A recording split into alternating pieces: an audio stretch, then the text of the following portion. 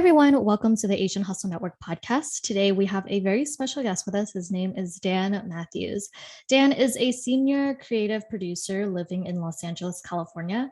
He's the managing partner at International Secret Agents, a creative consulting company focusing on helping brands and companies resonate with Asian American Pacific Islander audiences more authentically through content, activations, and talent. He has over 12 years of experience producing for companies like Moet Hennessy, CJ Foods, AT&T, and more. He is also behind producing some of the first ever AAPI large-scale concerts with tens of thousands of audience members coming to see acts like Jay Park, Mike Shinoda, Awkwafina, and more. Dan is also an indie rap artist that is based in Los Angeles. He's overwhelmed most of the time and writes mostly about that. His new album, Me Also Me, is currently out on all streaming platforms. Please stream him. It'll make his mom happy. Dan, welcome to the show. Yeah, I'm here. Let's go. Dan is the man. Like, if you would ask anyone in LA if they know Dan, they probably know Dan. Dan's that famous, right? Guys say that to everybody. It's not true. You guys talk to so many really cool individuals, and I'm sure everybody's very well interconnected. We have audio proof, okay? Like, you don't say this to everyone. You say it to you, Dan. All right. Let's hop right into it, man. Like tell us about yourself. Like, I know you have a very insightful, deep childhood, and we want to hear all about it. Yeah, I live in LA. I'm from Southern California. I went to school in San Diego, grew up in Ventura County. I'm very much Southern California. Part of my background is I'm adopted, Korean adoptee, was born in Korea, came out to America when I was 8 months old, and was raised by a wonderful white family in Ventura County. I got really lucky that I just had such an amazing family and a really good upbringing. And I think that really, pushed me to doing the stuff that I'm doing now. They were very supportive of my identity and me just kind of being me and going into the careers that I wanted to go into and supporting me and my choices, even when it looked like I was really making bad choices. Because who would have known that YouTube or any of that stuff would have been a thing back in 2003 and before it all had become. So I got very lucky with all of that, and I'm just very grateful to still be working in a creative industry and to be meeting new incredible people and to seeing the industry continue to evolve. So wonderful to be here. Thank you so much for sharing that, Dan. I mean, that's amazing to hear that you had such an amazing childhood. I feel like a lot of the people that we bring onto this podcast, they grow up in certain situations as Asians, a lot of us, we grow up kind of like figuring out our identity, figuring out who we are in terms of like our culture, our heritage. But it's just refreshing to hear you say, things like that you grew up in a very, very, loving family, and you really had it really good for yourself. Obviously, we've known you for a long time, and you have been such an incredible force of energy ever since we've met you. And we've heard a lot about your personal journey, right? As an adoptee, as a Korean adoptee. And there was this documentary that you had put out, and I believe it was called AKA Soul, in which you brought your adoptive mother to meet your birth mother face to face. And that whole documentary pretty much was so monumental and hit the heartstrings of so many in the adoptee community. I want to know what kind of brought you to come to this, idea and thought that you wanted to do something like this, and how did it, affect you personally? Yeah, actually, I think that ties really into what I had originally started talking about, just my life growing up in Southern California. I think that being adopted is a good natural source of tension, meaning that you're naturally somebody that's in between two different worlds. You're Asian, you're raised in a non-Asian environment, you're existing in a place where you kind of have to figure stuff out on your own. And I often find that a lot of really great things, not everything, but I often find that a lot of really great things come out of great tension when you have to really, I think, figure it out on your own, or really have to be in a position where you're not comfortable. So I do credit a lot of the struggle that I had to go through to being where I'm currently at with my own music and the things that I'm currently doing. And I think a lot of that is definitely tied to adoption and trying to just have to kind of figure everything out. Versus if I had maybe grown up in a situation where I was still in Korea and I was around Korean people all the time, that maybe in a situation like that, obviously there's benefits and there's negatives, but maybe I would have been in more of a situation where I just felt more at peace with things. And I think that being adopted came with its own challenges, but also a lot of its own pros. And then, yeah, my adoptee story, again, a lot of adoptees do go through so many different things that ultimately challenge them. Some adoptees really grow up in really difficult situations. And I think that I just got very lucky that I was adopted into a family that was really, really loving and supported me. And I grew up in Southern California where there was a lot of diversity and a lot of access to people and food and ideas that maybe I wouldn't have got if I didn't grow up in Southern California. So I feel very fortunate for that. And I was able to make a lot of really great friends in high school and then in college that helped support my identity as an Asian American too. So just a lot of really great people, a lot of like, we're all about just building community, a lot of really great community that helped me get to where I'm currently at.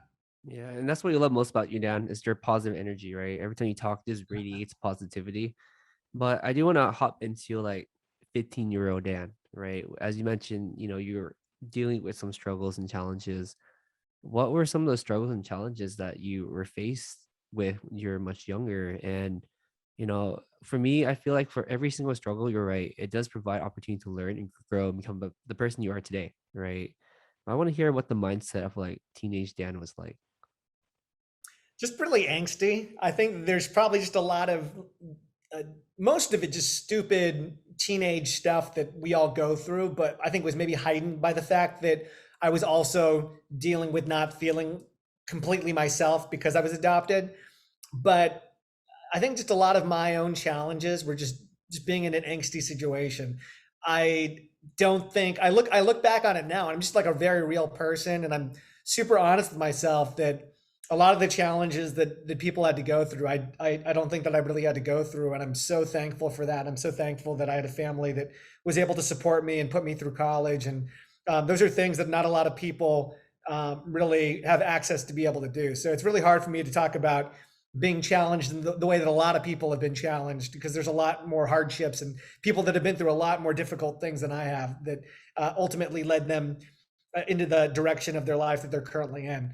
I hear so many inspiring stories of people that grew up in poverty or they grew up with an abusive family or grew up in situations where they were really between different locations. They grew up in one city one year, grew up in another city the next year. And I'm sure that there's even people that are on your minds when I say that you could probably identify as like, oh, I know people that went through that. So it is really tough for me to say that I had to really go through a lot. I just feel very fortunate that I was in a situation that I had a pretty average American childhood, just minus the fact that I wasn't truly American or truly Asian.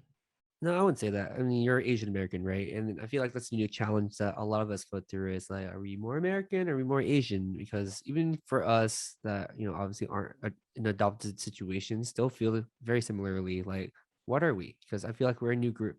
And I feel like that subgroup makes it hard for us to connect with both sides because of it. There's a lot of factors in the States and other countries that make us feel like outsiders, right? And we'll talk about that. We probably won't talk about it on this podcast, but to me, I mean, I understand that. This is my very limited understanding of Ventura County. It to me is very, very non-Asian, more Caucasian, and I would imagine that most of your friends growing up were non-Asians, right? So I'm kind of curious, like, what was that turning point for you to be like, I'm Asian American? I think that it's really hard to think Asian school when you're not surrounded by a lot of Asian culture, especially family. But I'm kind of curious to hear like what was that turning point for you where you're like, you know what? Like I'm really proud to be like Asian American and I'm Dan Matthews and this is what makes it unique. You know what? Really quick question. Where did you guys grow up?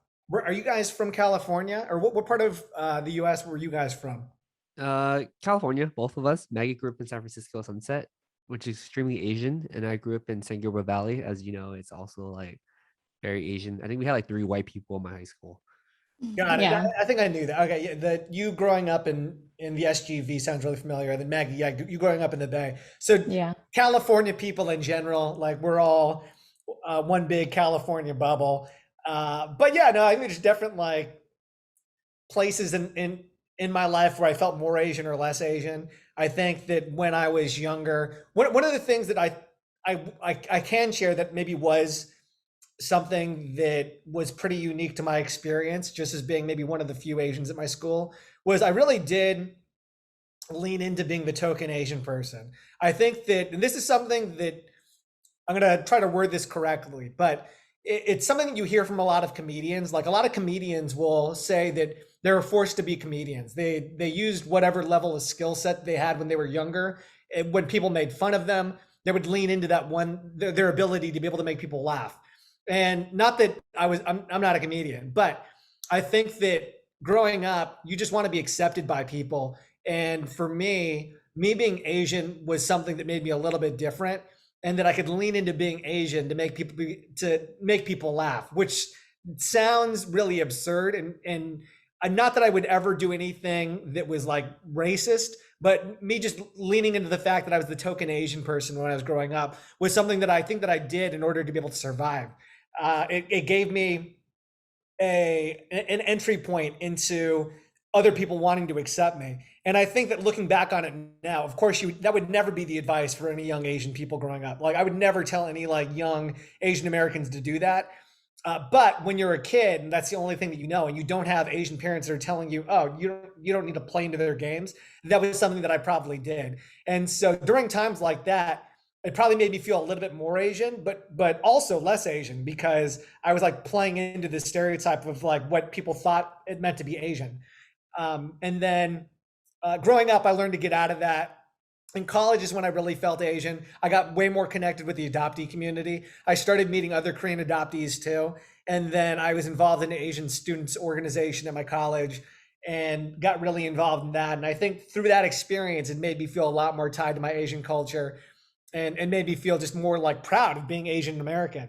And I think what's cool about our community and the things that we're experiencing is that like everything's still happening. We're living through history all the time. All communities are living through history, but specifically for Asian Americans, a lot of the stuff is like very brand new to us. Our representation in media, seeing other people that are doing cool stuff, Asian American brands, like all of this stuff is so brand new. We're at like another pinnacle time of being Asian American.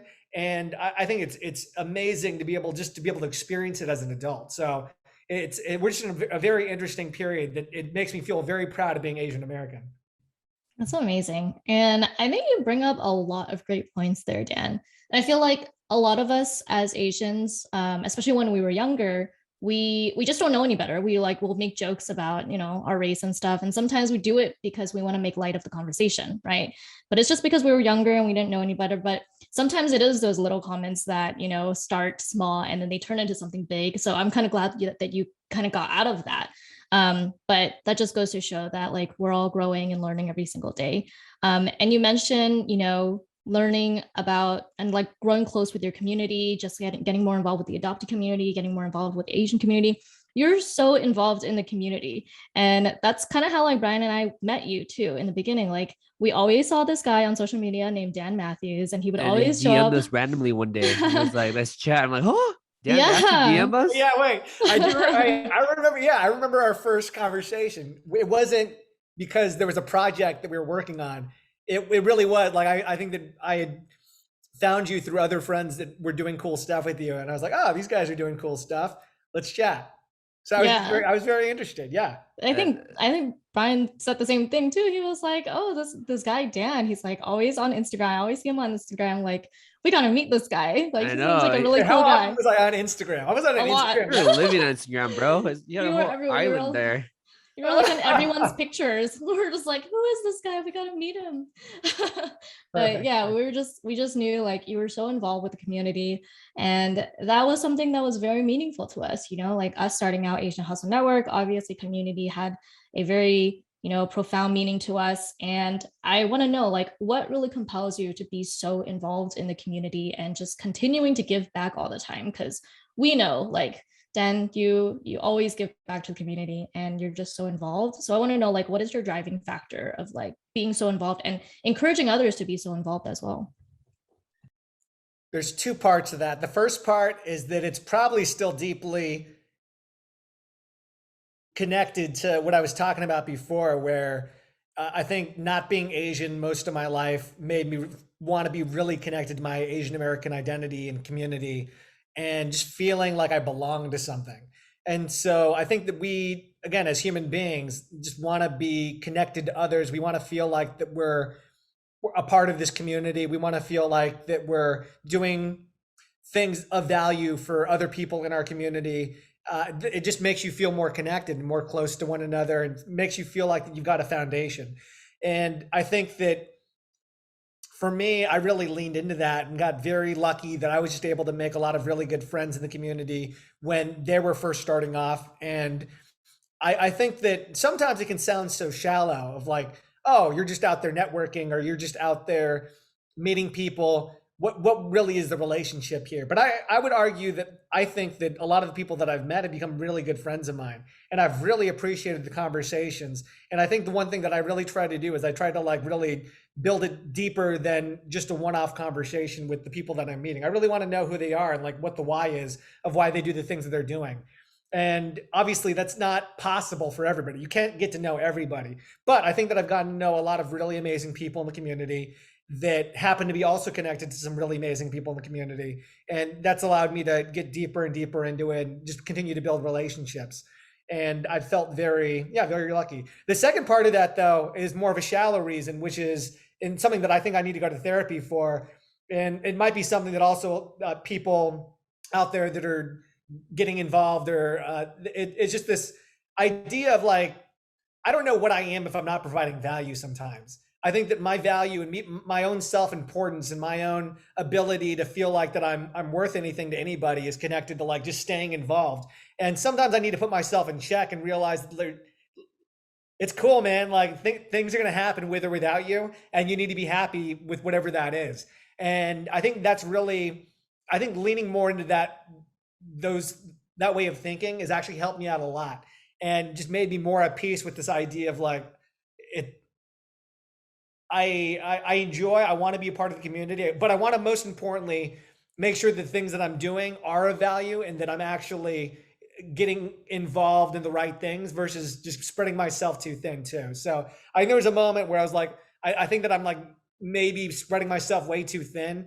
And a lot of this is just heightened by my own self-value of like, oh, I need to be providing value for everybody. But now I'm in a much better place with that.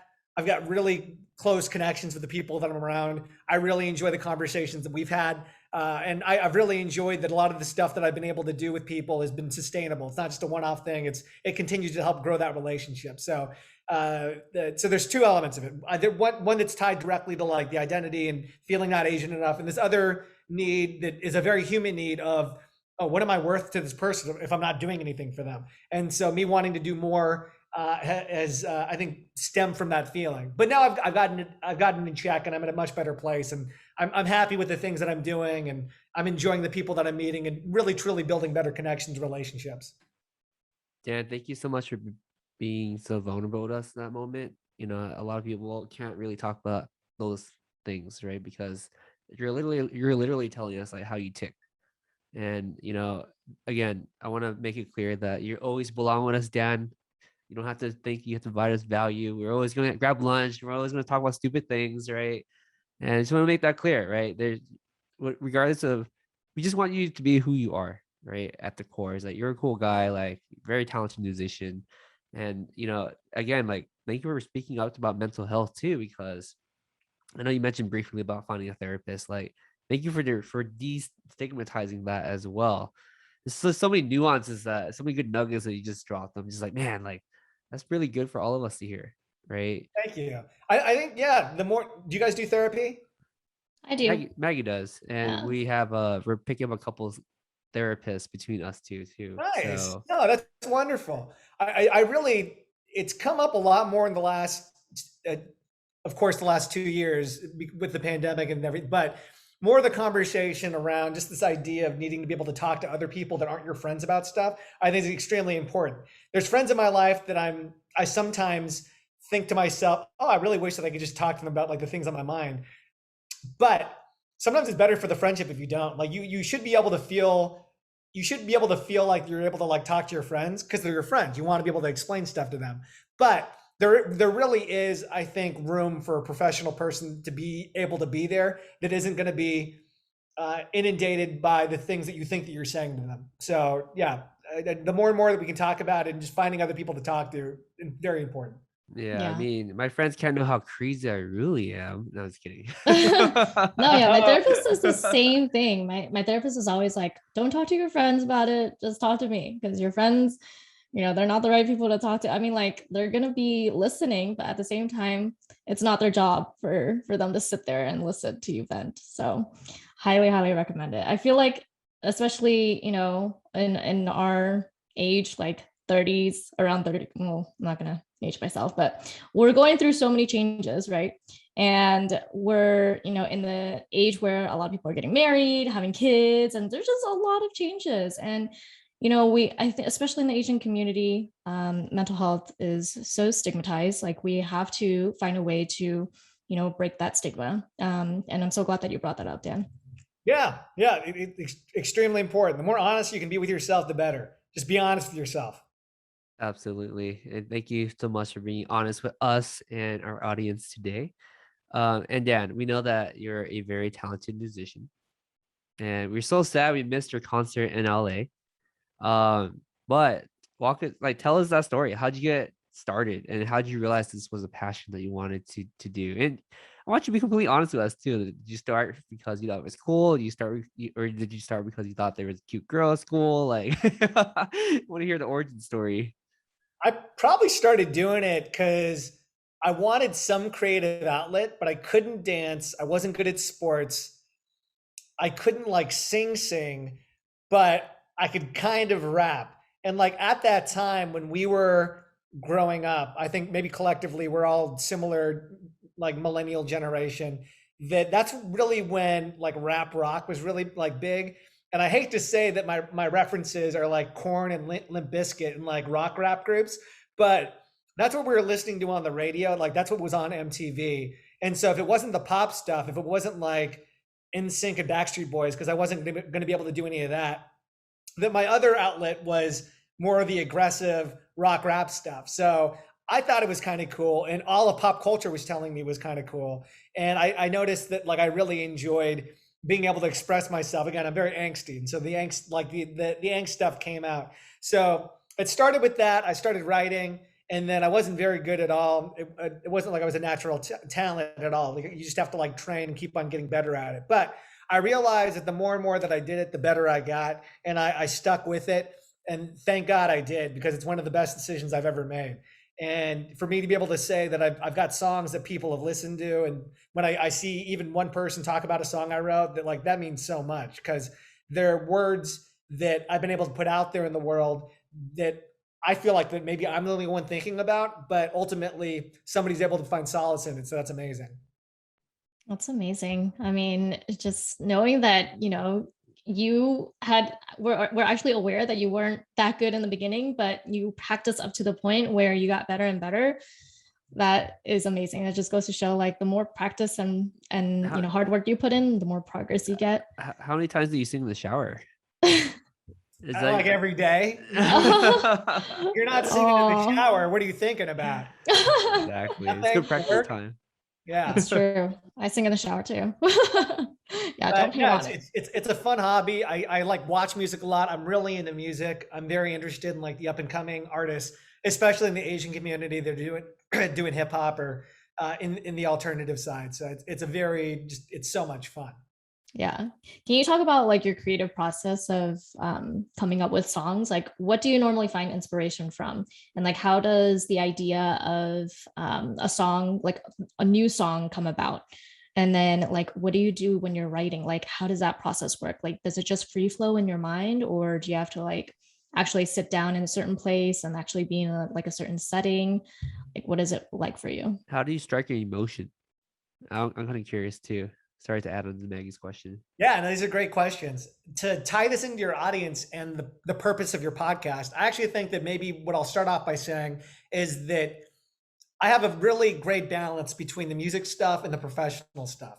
And there's probably a lot of your listeners and other people that have been on your podcast that have other creative outlets, people that run a business and that also paint on the side, or maybe they're amazing pianists, or like they design shoes or whatever, like on the side. And I think that's incredible because you need to work, I think, both sides of your brain. And both sides of the brain, ultimately, you've got two sides of your brain. They need to support one another. So the more creative you can be in one area, the better it's going to make you in another area, and the happier it's going to make you be, because you need to be testing and training both sides of those brain all the time.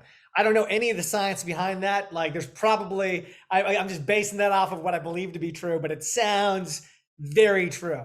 So for me, I think that I get very lucky that I'm able to like practice both sides of this part of my brain, and that I've got a job and I'm in a place where I can do both of those things at once.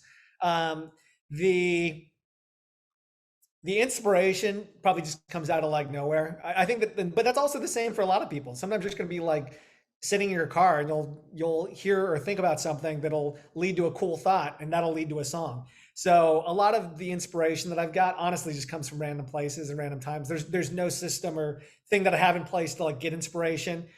There's nothing that I've done to be able to like force it. In fact, when I force it, it's usually the worst time that I get inspiration. So it kind of just needs to come to me.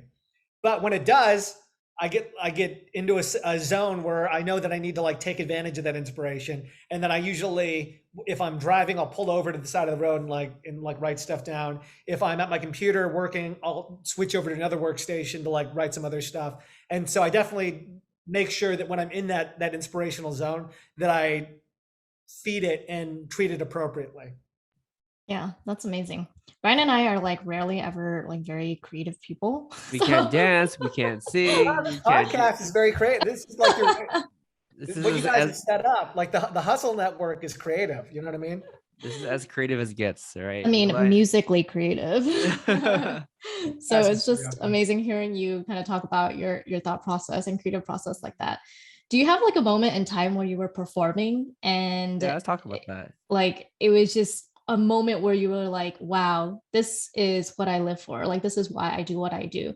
Like, can you describe one of your best and most favorite moments while you were performing? Or talk about like the preparation events, right? Like walking on stage, feeling the intensity, the heat, the lights, the alcohol. I don't know, whatever you're feeling stage. It does.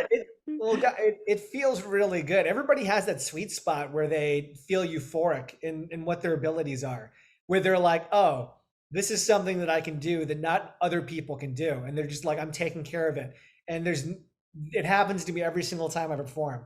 When I'm about ready to get on stage, in the 30 minutes before it happens, I get the bubbles, I get the butterflies, and it feels so good. It makes you feel alive because it makes you feel scared and happy and joyous and excited all at one time. And that's something that's so hard to achieve with any other part of my life. And so I feel very lucky by that feeling. And I want to like bottle that feeling up and give it to everybody, because everybody needs to feel that way at some point.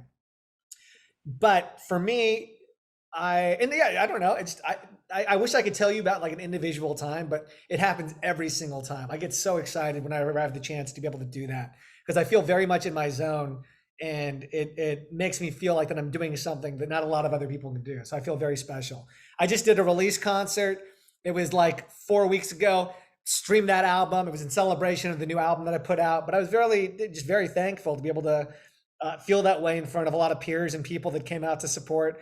And I performed for like 45 minutes, and just every moment just felt like the best time ever. Just the most amazing feeling.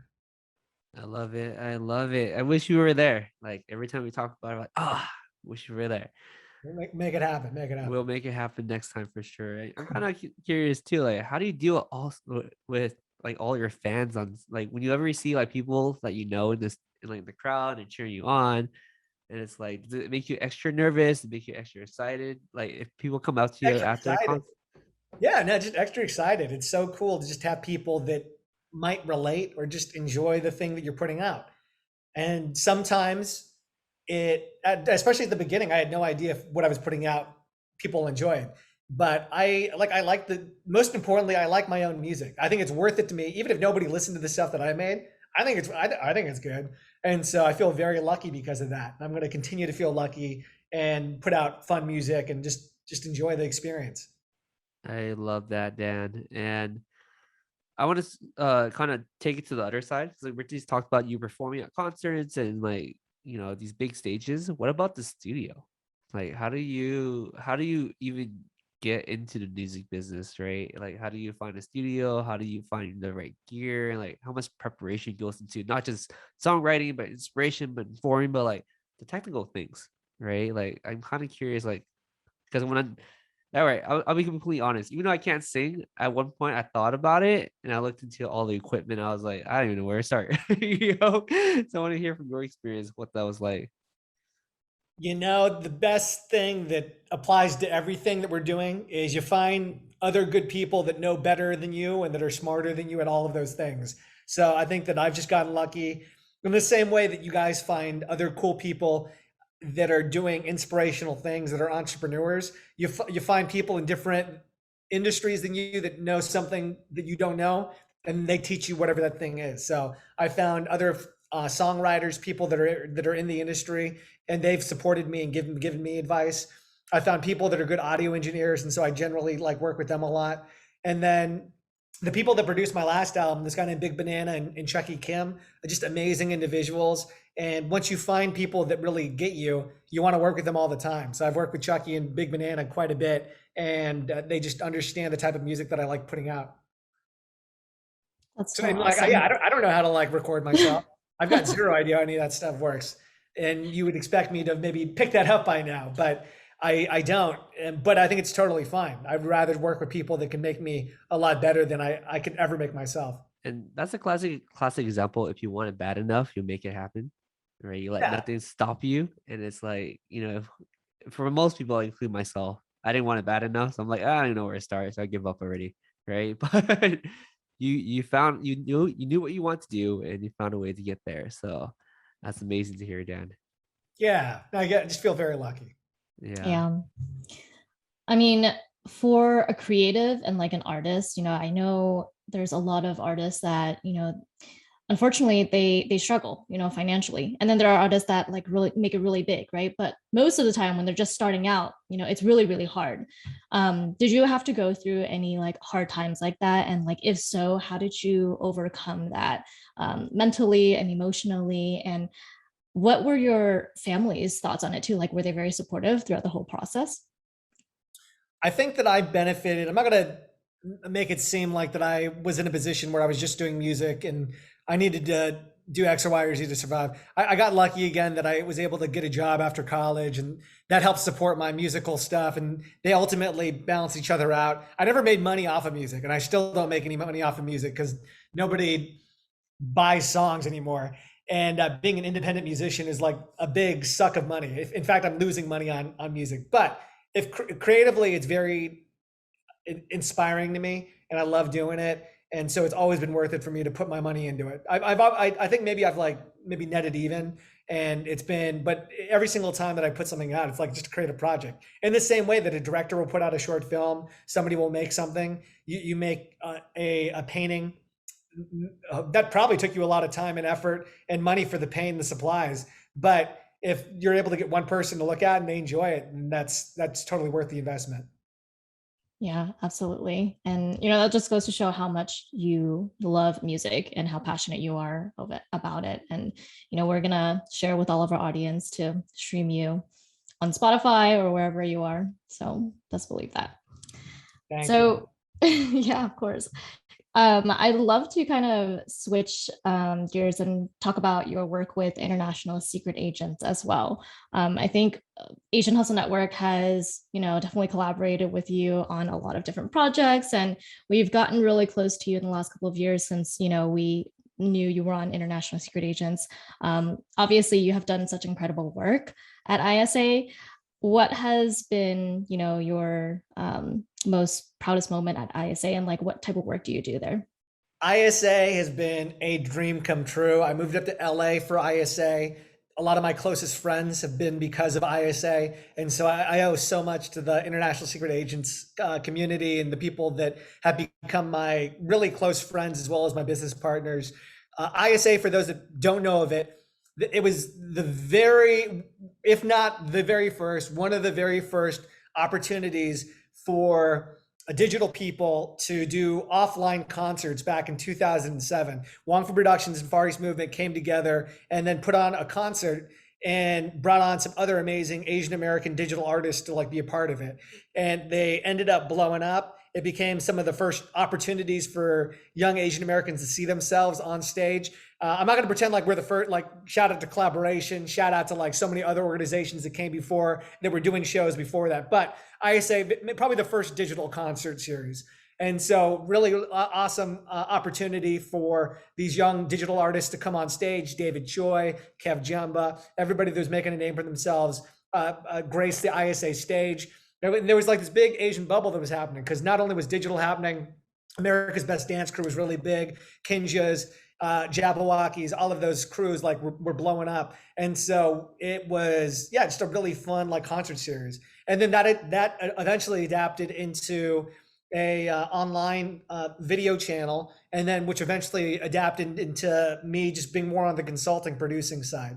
And so it's been a really wonderful place for myself to have been. I've been able to learn so much. I've learned so much and like met so many interesting people, and I'm just very grateful to the ISA experience.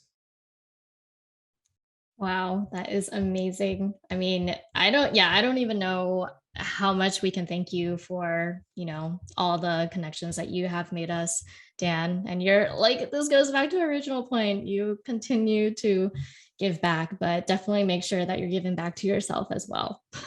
Thank you. But yeah, shout Wong Fu Far East Movement. They set up ISA. They founded the company. They've set the foundation for all of us digital people, what we're currently doing now. Yeah, absolutely. And, I think you give yourself too little credit. You've done incredible work, Dan. And yeah, Thank you you. should definitely I stay be proud active. of that. From now on, we want every time we see you, we just want you to take more credit. Right. Every time we see you, like outside of podcast, like Dan, you're the man. Right. That's all you. Thank you. Yes. Yes. More Dan self-love. Yeah. Yep, for sure. So Dan, so we have one final question for you. And that question is, I want to take it back to self-care, right? If if you give one advice to someone that is, trying to take better care of their mental health and their time management and setting boundaries, what would the advice be?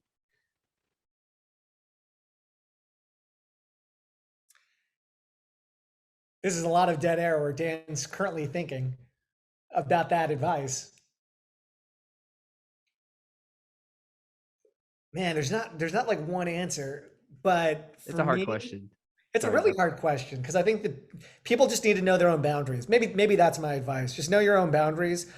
Understand that everybody is so different and built different. Of course, there's going to be people that can do more than you. Of course, there's going to be people that will like literally stay up 3 nights in a row working on a project. But that doesn't necessarily mean that they're better or worse than you. It just means that they have a different way of getting to whatever that goal is. So don't underestimate your own abilities. If you feel like you're doing it right, keep on doing whatever you're doing and just set your own boundaries. Love it. That is a simple but very effective advice. So thank you so much for sharing that, Dan. And where can our listeners find out more about you online? Please follow me, Dan, aka Dan, Dan, aka Dan, on Instagram, all the social medias. That's where my music's at, on Spotify, Apple Music, Amazon Music, all of the platforms. Please check that out. And thank you so much for supporting. I appreciate the Hustle Network, and it's very nice to be on one of these podcasts. It's for your listeners, it's taken me like literally a year to get on one of these. I keep on being a bad person and canceling. But they've been very gracious to want to continue to like have me back on. So thank you, Maggie and Brian, for what you all doing, and thank you guys for bringing together community too. Appreciate oh my gosh, thank you. Yeah, it was awesome hearing your story today, Dan. So thank you so much for being on our show. Thank you, Dan. Thank you.